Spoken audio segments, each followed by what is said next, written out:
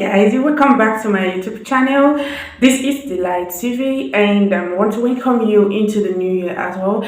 I pray that this new year would be a beautiful year for all of us. So let me say that you have already started planning to write your new year resolutions.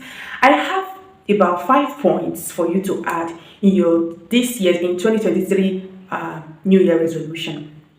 And I believe that this will be helpful to you. But this is generally for the relationship you need in the office, relationship, maintaining a friendship, building a relationship with boss, with people.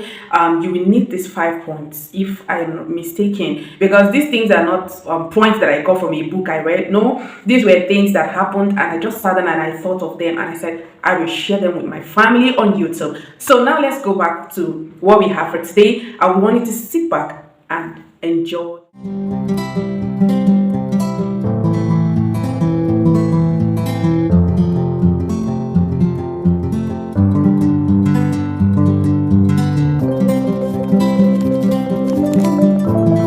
You're welcome back. And right now I want to say that number one point that I want you to include in your new year's resolution for you to maintain a healthy relationship in 2023 is control your emotion. I have seen that I am this person that I wasn't really so patient with people, especially in relationship, that in a space of few days, if we actually met and then in a space of 3 days of constant talking, you will see that this girl, this person doesn't just have patience. But you know what it has done to me? It has actually made me lose a lot of very important relationships. And let me tell you something, there are relationships that you will need to build. By the time you lose control of your emotions and do certain things, you have lost that relationship. What it does is that the relationship might still be there, but it will just be existing. Nothing is going on in that relationship. There were so many persons I met last year, especially I can still remember specifically one that I couldn't just control my emotion because of what happened.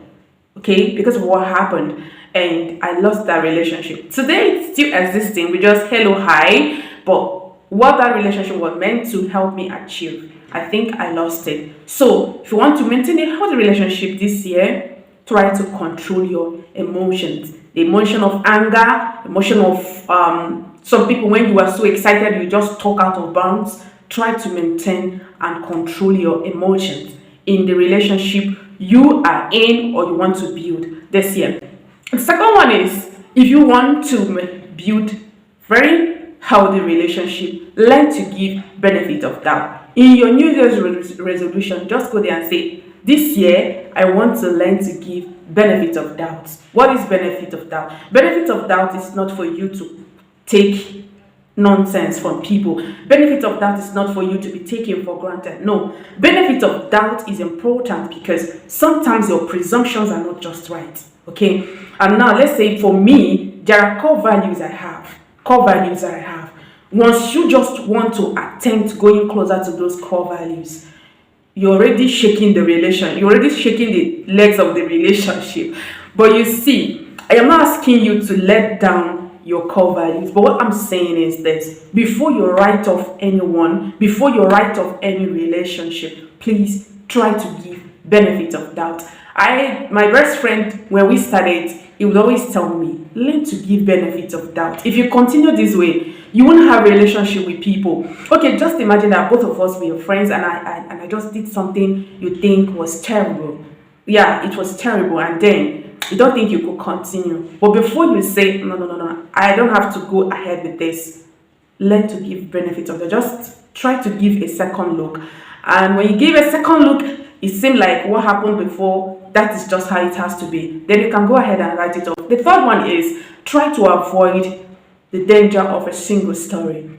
When you're in a relationship, there are times that you just have to take decisions based on what happened. I'm trying to rush over this because if I just want to dwell on each of those points, this video is going to be 2 hours, 3 hours. But then let me just make it as short as possible. So try to avoid the danger of single story. I know that there are people that are in relationship with many people. Let's say girlfriends clique, You are in that relationship not just with one person, you are in that relationship with more than one person, or maybe you are three, four, five. So this year, in your list of New Year's resolution, go back there and say, I will try to avoid the danger of a single story. Then Calista comes to you and tell you, oh, this, that.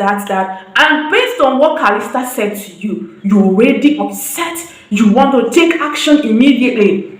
But then, something happened and you had to listen to Vivian, and you see that, oh God, I almost messed up. If it happened to me, in this baby year, it has already happened to me. Like, I almost messed up. I was almost going to call this person that but thank God, I was patient enough to give the benefit of doubt. And when I heard the other side of the story, I felt stupid. So if you don't want to feel stupid, if you don't want to destroy what has to be, please learn to give benefit of doubt, but don't let it push too far to the point you lose yourself and lose your core value. The first one is avoid over familiarity. The danger of over familiarity is so underrated that people just behave anyhow. Let's say, for instance, with your boss, a relationship with your boss, because your boss calls you in the office and talks to you about something, just like my sister told me the other day that at their lodge, that things would happen, and then the landlord calls her and starts talking to her about what happened. You see, there is a tendency for her to, a welcome over familiarity in that relationship.